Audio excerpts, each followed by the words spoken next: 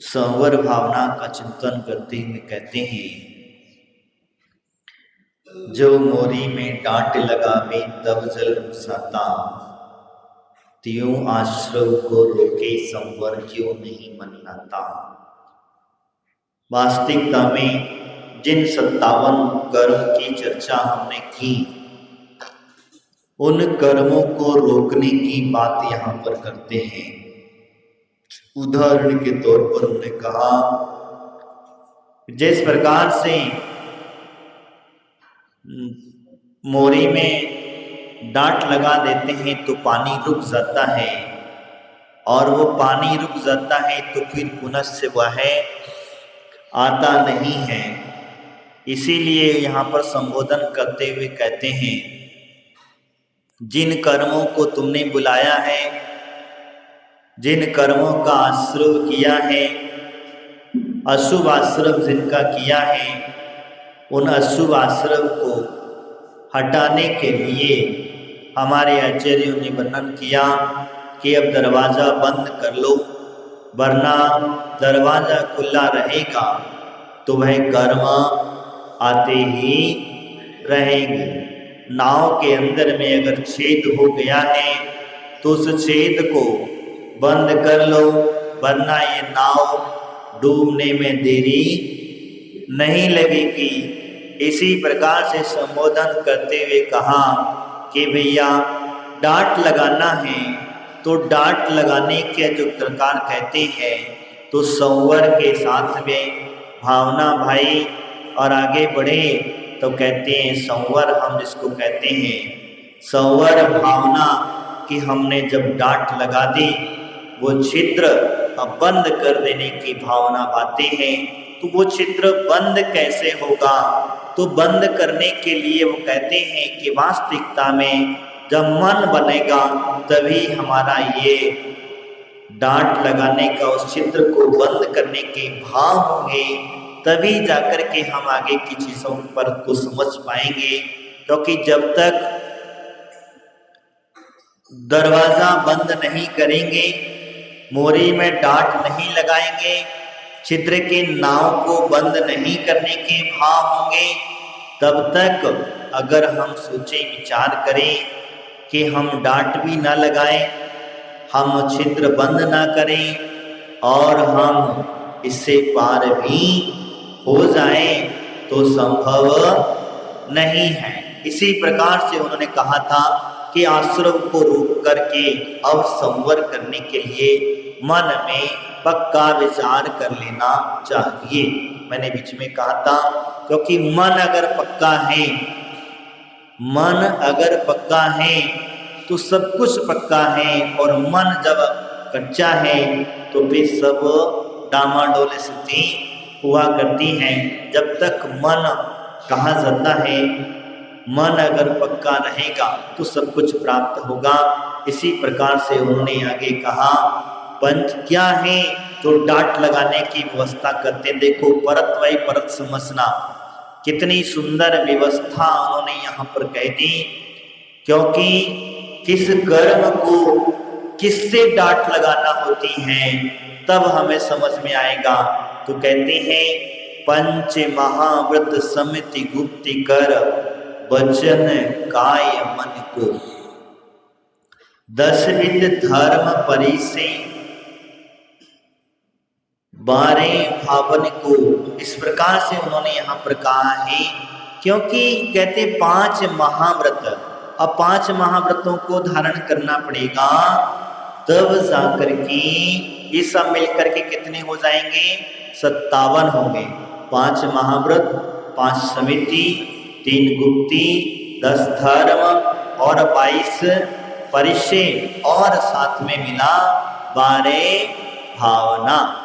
कितनी भावना, 12 भावना। ये सब मिलकर के कितने हो गए, 57।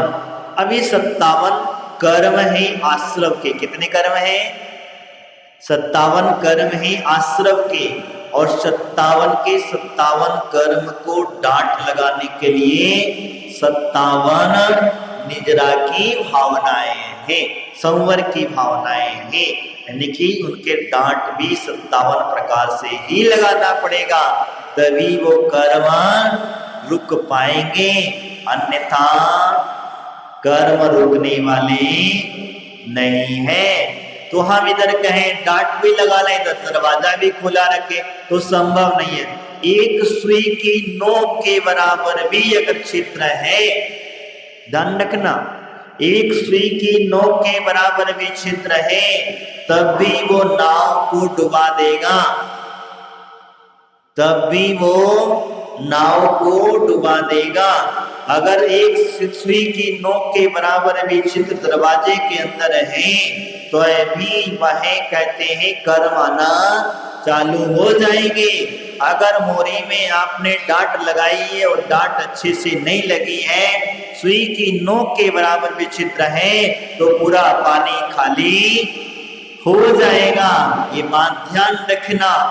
इसीलिए कहा जाता है, तो इन आचार्य भगवंतों ने यह संबोधन करते हुए कहा, पहले बताया 5 महाव्रत, और 5 महाव्रत क्या है? अहिंसा, सत्य, अचौर्य, अपरिग्रह और ब्रह्मचर्य। क्या है ये? महाव्रत है। किसके हैं? मुनिराजों के। अब 5 अनुव्रत श्रावक के भी कहे। महाव्रत का मतलब होता है इन्हें व्रतों को धारण करने वाला व्यक्ति कोई महान ही होता है, क्योंकि साधारण व्यक्ति इन महाव्रतों को धारण नहीं कर सकता है, क्योंकि साधारण व्यक्ति तो लालची है।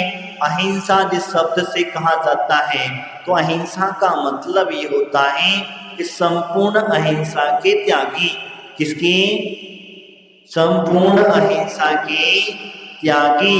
अब हिंसा के त्यागी, यानी हिंसा नहीं करेंगे। अब कैसी हिंसा? किसी भी हो, कृत्य, कारित्य, अनुमोदना, ध्यान रखना। हिंसा, कृत्य, कारित्य, अनुमोदना, इन तीनों से भी हिंसा नहीं करेंगे। कृत्य नहीं करना, कारित्य नहीं, अनुमोदना, और कृत्य, कारित्य, अनुमोदना। जिसको अनुमोदना, किसी ने कोई कार्य किया, अब तुम लोग चले आते हो महाराज के पास में, काहे के लिए? महाराज मेरे बच्चे की शादी नहीं हो रही है, आशीर्वाद दे दो। क्या हुआ? महाराज मेरा व्यापार नहीं चल रहा है, कोई मंत्र दे दो, आशीर्वाद दे दो। मेरे खेत में अनाज नहीं उग रहा है, कुछ आशीर्वाद दे दो। तो बताओ, जो व्यक्ति हिंसा का त्यागी है, उससे तुम फैक्ट्री नहीं चल रही, फैक्ट्री के लिए आशीर्वाद दे दो। अब बताओ महाराज किस किस के लिए आशीर्वाद दे तुम्हें? हाँ, किस किस के लिए आशीर्वाद दें? जिन्होंने संपूर्ण जीवन में हिंसा का त्याग कर दिया गया है, तुम उनसे क्या मांग रहे हो? क्या मांग रहे हो? जिन्होंने कृत्य, कारित्य, अनुमोदना जिन्होंने कर ली है और उससे त्याग कर दिया गया है, तो उससे तुम क्या मांगने जा रहे हो? और भक्त भक्ति की वशीभूत होकर के, अरे मुनिराजों को तो छोड़ो, हम तीर्थंकर भगवान को भी नहीं छोड़ते। बताओ इनके 5 महाव्रत हैं या नहीं है? जब इन्होंने मुनि व्रत धारण किए, तब इनके पास 5 महाव्रत आदि हुए कि नहीं हुए? क्योंकि मोरी में डांट जब तक नहीं लगेगी, तब तक कर्म की निजरा नहीं होगी। लेकिन ये भक्त है, उनसे मांग रहा है, और जब मांग रहा है और उन्होंने अगर आशीर्वाद दे दिया, तो उस कर्म की अनुमोदना उन्होंने कर दी। आज का तो जमाना ही वही है, महाराज आशीर्वाद दो तो तुम्हारी जय जयकार करेंगे। क्या? हाँ महाराज तुम आशीर्वाद दोगे तो जय जयकार करेंगे, नहीं तो 10 हाथ लंबे दूर से सामने पड़ गए तो नमोस्तु, अन्यथा पीछे से तो अरे महाराज के पास जाओ, कुछ आशीर्वाद मांगो, देते हैं नहीं है। अब क्या दें तुम्हारे को, जिन चीजों को मैं छोड़ करके आ गया हूं तुम मुझसे वही मांगते हो। तुम मांग क्या रहे हो मुझसे, वही चीज मांग रहे हो। और इस संसार की विटंबना वही चीज है जिन्होंने हमने त्याग किया, जिन्होंने हमारे तीर्थंकर प्रभु ने त्याग किया, हम उनसे वही मांगने पहुंच गए। ठीक है, भक्त ने मांग लिया, उसमें भी कोई दोष नहीं है, लेकिन तुम उससे अपेक्षा मत रखना, तुम उससे अपेक्षा मत रखना कि मैं तुम्हारे कार्य की अनुमोदना कर दूं। तुमने मांगा है, ठीक है, तुम्हारी भक्ति से तुम्हें वो मिल जाएगा, लेकिन महाराज को उसमें मत घसीटना, क्योंकि तुमने अगर मणिराजों को उसमें घसीट लिया तो तुम्हारे साथ साथ में उन मणिराजों को भी कर्म का बंध होगा, उनका व्रत में दोषारोपण लग जाएगा। और जब दोषारोपण का, तब वो तो शुद्धि कर लेंगे, वो तो शुद्धि कर लेंगे, प्रायश्चित आदि लेकर के शुद्धि कर लेंगे, प्रतिक्रमण आदि करके शुद्धि कर लेंगे, अपने भावों की निर्मलता बना लेंगे, लेकिन तुम्हारा क्या होगा, तुम कहां जाओगे और तुम कैसे करोगे। तो भक्ति के बसात भक्त भगवान से मांगने में कोई बुराई नहीं है, लेकिन भगवान से अपेक्षा मत कर लेना कि भगवान मुझे क्यों नहीं देते। सबको तो देते हैं, सबको तो पीछे लगा के महाराज आशीर्वाद दे देते हैं, हम जाते हैं तो पीछे से आशीर्वाद तो छोड़ो, देखते तक नहीं है। तुम्हारे भाव सरल और सीधे नहीं है, इसी वजह से होता है। तो मैं आपसे जो चर्चा कर रहा था अहिंसा व्रत की, तो मुनिराजों का अहिंसा व्रत जो होता है वो हिंसा नहीं करते। अब हिंसा में किस प्रकार की हिंसा, मैंने 12 अव्रत की परिभाषा बताई थी। कितने, 12 अव्रत जो है, 5 इंद्रिय, समझ में आया, 5 इंद्रिय और मन, और इसके साथ में क्या था, 1 इंद्रिय 2 इंद्रिय आदि, 5 इंद्रिय और स्थावर, ये कितने हुए, कितने हुए, 12। द्वादश अवृत्ति जिसको कहा जाता है, इनका संपूर्णता से त्याग होता है। 1 इंद्रिय की हिंसा नहीं करेंगे, 2 इंद्रिय की हिंसा नहीं करेंगे, 3 इंद्रिय की हिंसा नहीं करेंगे, 4 इंद्रिय आदि की हिंसा नहीं करेंगे, 5 इंद्रिय जीवों की हिंसा नहीं करेंगे, और साथ साथ में त्रिजीवों की भी हिंसा नहीं करेंगे। और इसके साथ में क्या कहा, तो कहते हैं अपना जो मन इंद्रिय, जो 5 इंद्रियां आपको प्राप्त हुई हैं, इनको भी वो बस में, किस में रखेंगे, कंट्रोल में रखेंगे, बस में रखेंगे, और मन को भी बस में रखेंगे, क्योंकि मन को बस में रखे बगैर ये इंद्रिय आदि जो है, हिंसा आदि जो है, ये पल नहीं सकती।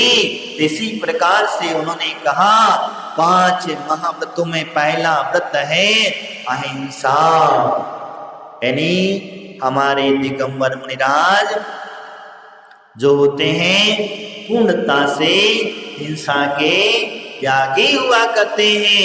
हमारे तीर्थंकर भगवान पूर्णता से अहिंसा के त्यागी थे, इसीलिए वह हिंसा के त्यागी थे, इसीलिए उन्होंने अहिंसा का उपदेश दिया। इसीलिए हम सर्वप्रथम कहते हैं अहिंसा परमो धर्म की। क्यों कहते हो, क्योंकि हमारा धर्म ही अहिंसा में है, हिंसा करने को धर्म नहीं कहा है। और अगर किसी का घात होता हो, किसी जीवों की परेशानी होती हो, पीड़ा होती हो, तो उस समय पर कहा जाता है कि वो धर्म हमारा नहीं है। जहां जीवों को दुख दिया जाता है जहां जीवों को पीड़ा दी जाती है, जहां जीवों को मारा जाता है, वो धर्म धर्म नहीं कहलाता। धर्म तो अहिंसामय है। समझ में आया ना? अब इसके बाद में उन्होंने कहा सत्य। क्या कहा? सत्य महाव्रत। ये महाव्रत है। अब सत्य महाव्रत जब होता है तो कहते हैं कि जब मुनिराज का सत्य महाव्रत है और तुम आए महाराज से कुछ मांगने के लिए, क्या आशीर्वाद मांगने के लिए आए, कोई चीज मांगने के लिए आए, अब महाराज क्या करें? क्या करें? उन्हें पता है कि भैया तब क्या कुछ चीज मिल सकती है, तेरा जब तक शुभ कर्म का उदय नहीं होगा, तेरा पुण्य कर्म का उदय नहीं होगा, तो क्या महाराज के आशीर्वाद से तुझे प्राप्त हो जाएगा? हो जाएगा क्या? मुझे बताओ, हो जाएगा क्या? नहीं होगा। आजकल हमारे यहाँ चतुर्मासों के अंदर में बड़े बड़े कलश बेचे जाते हैं। क्या बेचे जाते हैं? कलश बेचे जाते हैं। बेचने का मतलब समझ चुके होंगे। बड़ी बड़ी बोलियां लगाई जाती है और कहते हैं कि इसको घर में रखने से क्या होगा? धन की वृद्धि होगी, घर में क्लेश नहीं होगा, ये नहीं होगा, वो नहीं, तमाम तरीके से इतना बेवकूफ बनाया जाता है। और हमारे जैनी भाई इतने जल्दी बेवकूफ बन जाते हैं, मैं तो कभी कभी खुला कह देता हूं। क्या मुझे बताओ, ये कलश के अंदर में ऐसा क्या है? क्या है? जो 4 चावल डाल दिए, हल्दी डाल दी, सुपारी डाल दी, पीली सरसों डाल दी, थोड़ा सा ये लगा दी, ये सब डाल करके तुमने सोचा उसके सामने कोई मंत्र का जाप कर लिया, तो क्या वो मंत्र उसके अंदर में घुस गया? घुस गया? बताओ मुझे। ये सिर्फ कुछ नहीं है। मंगल द्रव्य के नाते मैं मना नहीं करूंगा। कलश घर में स्थापन करते समय मंगल द्रव्य है और मंगल द्रव्य उसके डाल करके अगर आप घर में स्थापित करते हो, इसमें कोई परेशानी नहीं है, इसमें रख सकते हो, क्योंकि ये मंगल द्रव्य है। 8 मंगल प्रातिहारों के अंदर में, 8 मंगल द्रव्यों के अंदर में एक कलश भी मंगल द्रव्य हमारे आचार्यों ने कहा है। 8 प्रातिहार्य और 8 मंगल द्रव्य, अष्टमंगल द्रव्य होते हैं ना। अष्टमंगल द्रव्य जो भगवान के केवल ज्ञान होने के पश्चात अपने आप प्रकट हो जाते हैं, ये मंगल की कामना है।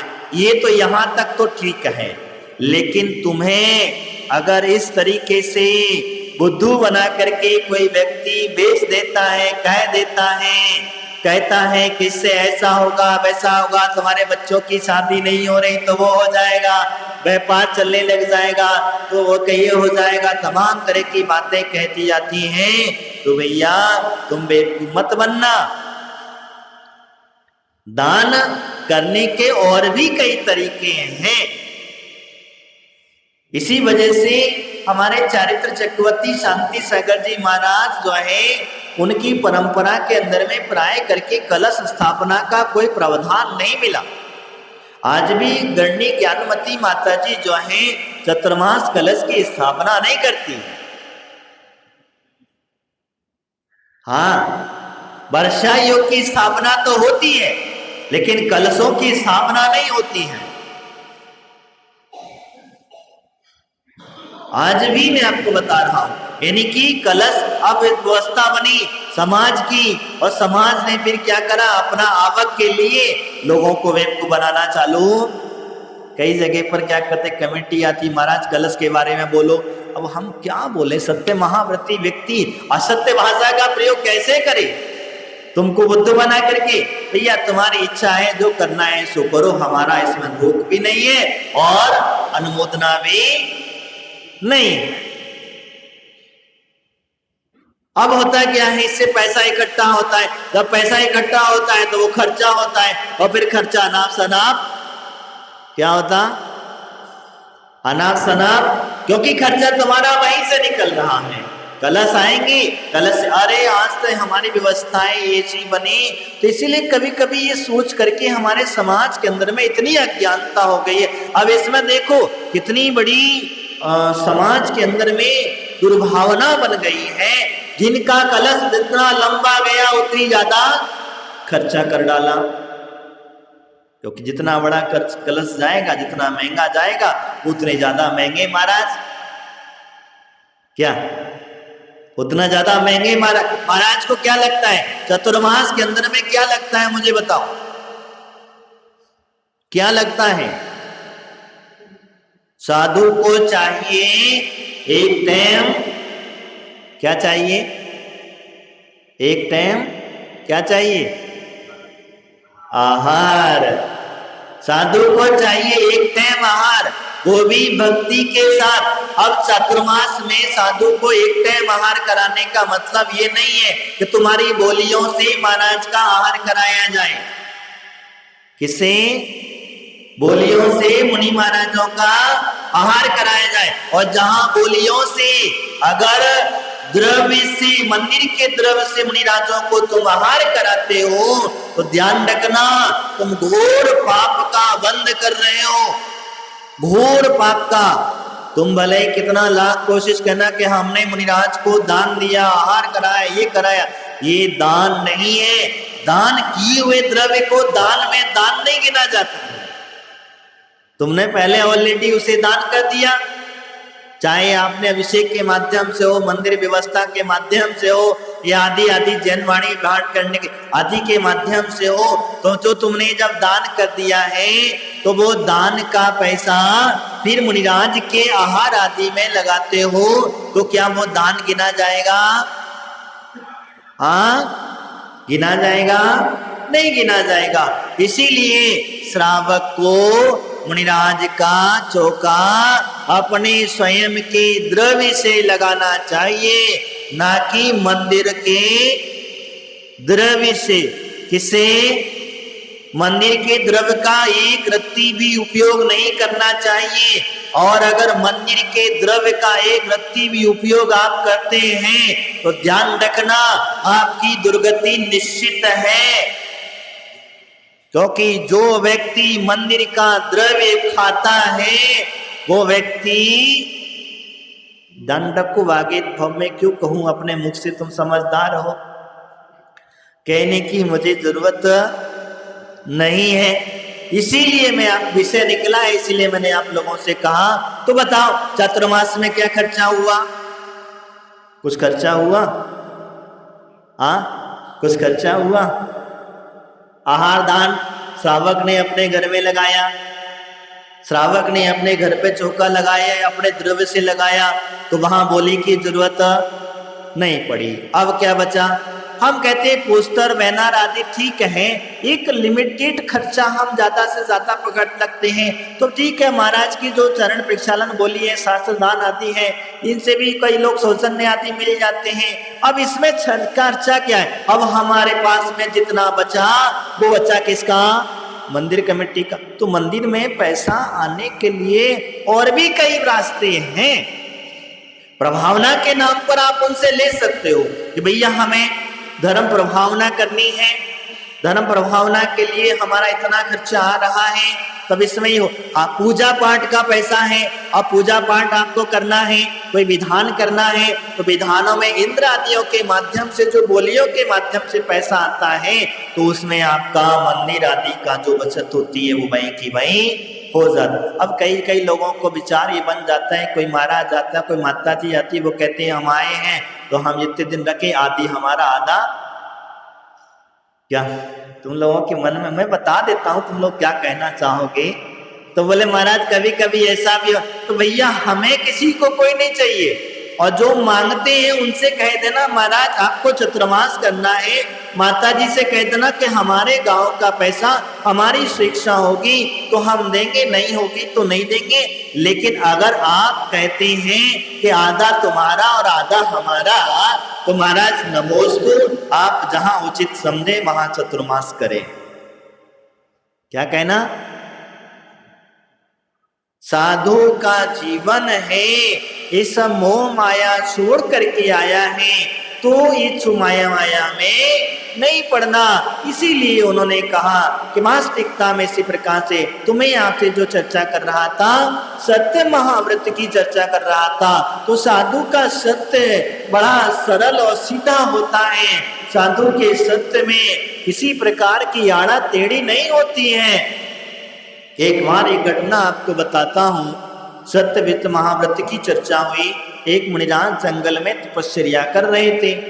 करते उनका कायस्वर मुद्रा से खड़े थे।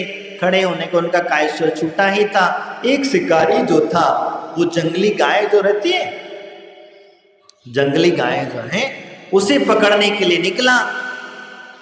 पकड़ने के लिए निकला, अब उसे मारना चाहता, हत्या करना चाहता था। तो कहते हैं कि मुनिराज सामने खड़े थे, उसे दिख गया। महाराज अपना कायस्वर समाप्त ही करे थे और उन्हें कहीं जाना होगा या कुछ जो भी है, तो उतने में वो पहुंच गया। उसे कहता है महाराज महाराज। बोले क्या आपने इधर कोई जानवर को जाते हुए देखा है, नील गाय को देखा है? अब महाराज क्या कहें? महाराज कहते हैं अगर कहा देखा है तो फिर अहिंसा में दोष लग जाएगा, सत्य महाव्रत बच जाएगा, हिंसा हो जाएगी। और अगर ना करते हैं तो अहिंसा महाव्रत बच जाएगा, लेकिन सत्य महाव्रत टूट जाएगा। तो अब क्या करना चाहिए? तब महाराज ने वहां पर उक्ति लगाई। 2 कदम थोड़ा सा आगे बढ़े और आगे बढ़ करके उन्होंने कह दिया, भैया हम जब से यहाँ पर खड़े हैं तब से हमने किसी गाय को, क्या हो गया, उस जीव की हत्या भी बच गई और सत्य महाव्रत भी बच गया। तो ऐसा सत्य भी नहीं बोलना जिस सत्य की वजह से कोई जीव कष्ट को प्राप्त हो जाए, कोई जीव संकट को प्राप्त हो जाए, कोई जीव मरण को प्राप्त हो जाए। ऐसा सत्य भी नहीं बोलना और ऐसा असत्य भी नहीं बोलना जिससे जीवों की हिंसा अति अधिक होती हो, पीड़ा अधिक होती हो, तो ऐसा असत्य भी नहीं बोलना। इसीलिए यहाँ पर कहते हैं तो असत्य तो मुनिराज हमारे बोलते भी नहीं है।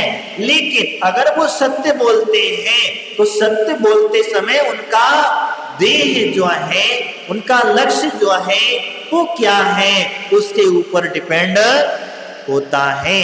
क्योंकि मुनिराज की दृष्टि दूरगामी हुआ करती है और मुनिराजों को अपने व्रतों को, अपने जो व्रत हैं उनको बच्चा ध्यान में रख करके अपने भाषण से, अपने मुख से